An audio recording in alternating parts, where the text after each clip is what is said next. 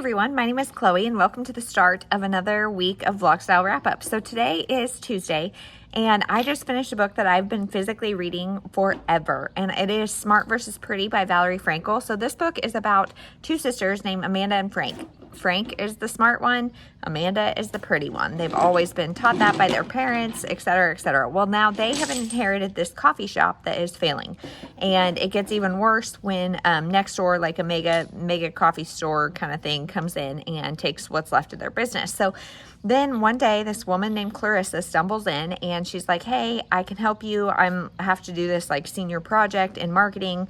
Let me help you. So they're like, cool, great fit. Let's do this.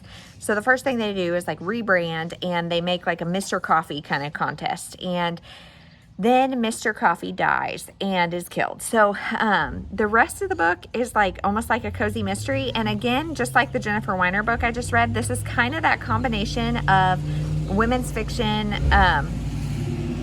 Sorry, I don't know if you can hear the UPS driving by, but women's fiction, romance, and cozy mystery. And I just don't love that. Like, I need to come up with a name for that genre because it's just a cluster. And this book, though, I feel like the characters did not grow as much as I wanted them to, and the plot was super duper slow. So by like halfway through, I was like, I just don't even care. And not even that it was slow, it was just so like kooky and out there and kind of like ridiculous that I just was over it. Like, I don't know. I was very happy when it was done and gave it 2 stars. So definitely wouldn't recommend that. That is one that I've been reading as a part of the lowest rated on my TBR, and I see why. So you guys ignore the crapshoot that is my backyard, or my garage. I mean, we are sitting in the driveway playing, and we are sort of starting packing, and so it's just a mess back there. But anyway, I think I might actually finish something else today, so I will check in either later today or tomorrow. Hey everyone, so joke's on me, I did not finish that. Well, actually I think I did finish that book last night, like late last night or maybe early this morning. But the book was The Last Goodbye by Fiona Lucas, and I'm giving this 4 stars. I actually really enjoyed it. So this is a book about Anna and Brody, and Anna, her husband Spencer died like 2 years ago, and she just can't get over it, and like is not really dealing with it or accepting it. And so she, one New Year's Eve, calls Spencer's phone number, and somebody answers. So the person that answers is Brody, and Brody is very quiet, definitely not what you would call a conversationalist, and like he is just not really wanting to engage, but they do, like they have a friendship, and they just kind of keep talking and filling like a hole of loneliness for each other. And I really liked that and thought like it was really sweet how their friendship and then relationship grew out of vulnerability and loneliness and just kind of being there for each other. And so what I liked about this book was that, and then there's also a lot of discussion around in-law relationships, especially Anna is still good friends or like very close with her in-laws, even though her husband has died. And I think that's interesting. That's something I never really have thought about. Sorry if things changed. We are outside, and we have a strawberry plant, and Annie started eating the dirt. So anyway, Anna is still really close with her in-laws, and I've never really thought about that and how those relationships don't end just because the spouse dies. So, and it was interesting how her mother-in-law reacted to like her dating other people and having other things go on. And I thought that discussion is something that I don't really hear about very often. And so, I liked seeing that. I liked the shared vulnerability and all of that kind of stuff. I think it's an interesting premise. The things I didn't love, I guess, is just I was not ever very like emotionally connected. They both have really hard pasts, and you guys, this book has some hard, sad times because Brody has a reason. He is agoraphobic actually, and he has a reason for being that way, and it's a heavy reason. And of course, Anna lost her husband, and that's heavy. So this book definitely has some heaviness and some like emotional elements, but for some reason, I just wasn't like so invested in them. I never felt like tears in my eyes or lump in my throat, and I don't know that I'll remember this one long term, but it was good.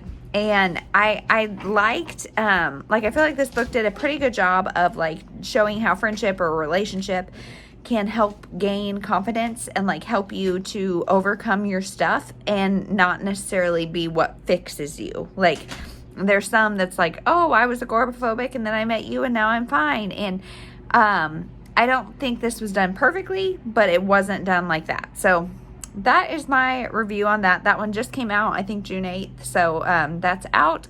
If you want to check it out, I think it's interesting.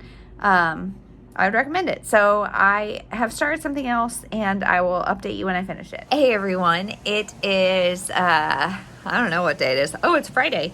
And we are sitting outside, you guys, because it is my favorite weather right now. So it was like 90 something and hot and sunny today.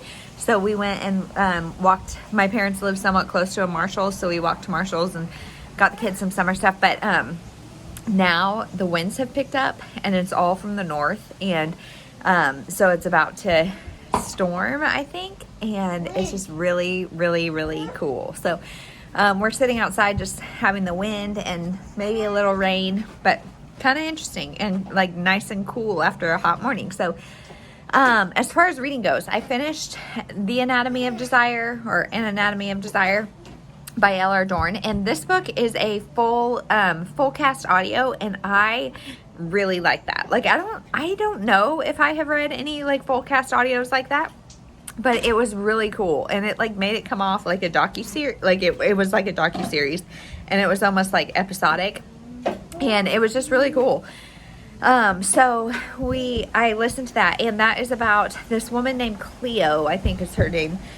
She is a social media influencer. Her name was actually Claire, but she has reinvented herself to be Cleo Ray, and she is this fitness Instagrammer, all that kind of stuff. And she is accused of killing her girlfriend. So her girlfriend's name is Beck, and she is from this small town, and Beck is just coming out as a lesbian. And so her and Cleo, like, that's her first female relationship. And so she like clings on hard. Cleo, on the other hand, is bisexual, and she kind of starts a relationship with this guy who is another social media influencer. So it's kind of a love triangle between the three of them. Well, Beck, I think is her name, she starts getting a little like aggressively clingy. And she also has some dirt on Cleo from her history. And so it gets interesting. Long story short, they were on a boat together. Beck was found dead. Cleo came to shore, and she was missing, but then they found her. And this is a courtroom drama about, did Cleo kill her, or did she try to save her and couldn't, and then just didn't report it? So what happened? Full cast audio, really fun, all set in the courtroom though, so if you don't like courtroom thrillers, then you need to probably skip this one. I gave it 3.5 stars. I enjoyed it.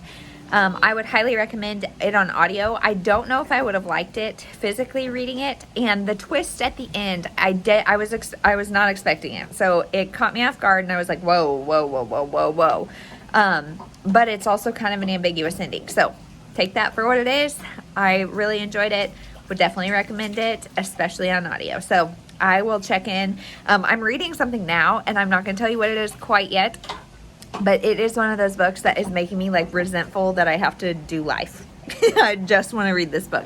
It is intense in the very best way.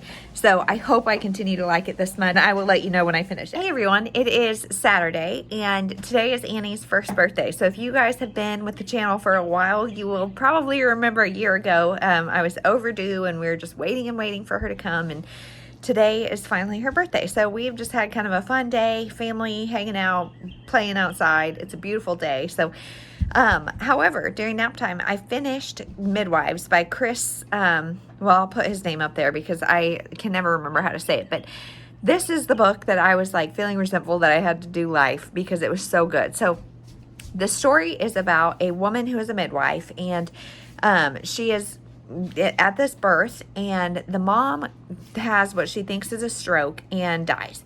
And so she feels that the baby still, like she can tell the baby still has a heartbeat. So she goes ahead and cuts her open and does a C-section and to save the baby.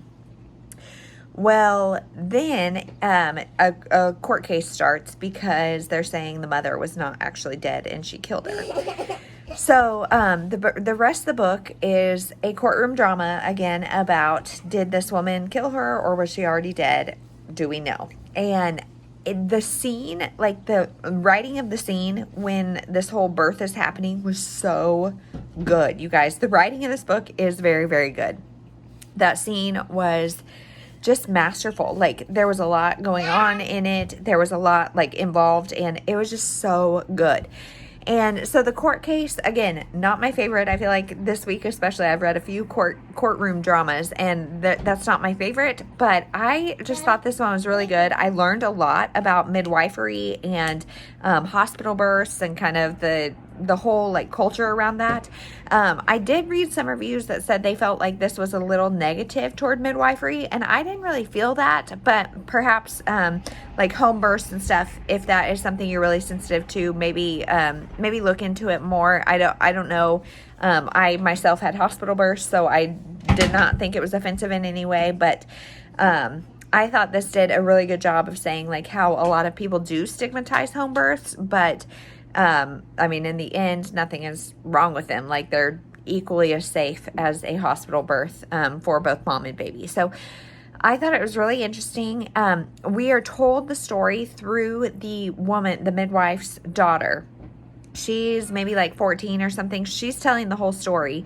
And then we also get like journal excerpts of the midwife, her mother.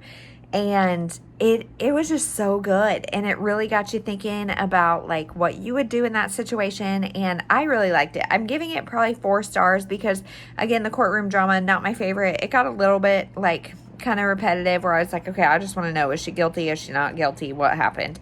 And yeah, so I really liked that and would definitely recommend. This is an oldie but a goodie, and so I would recommend it. So now I'm going to go in, make dinner. As you can see, I'm already in a nightgown, you guys, and it's a Christmas nightgown. And Ainsley always gets upset when I wear this because it's not Christmas and it's really just like a buzzkill for her. So, whatever, during naps, we played outside all morning and had friends over and family over and that kind of stuff. So we are all a little bit tired.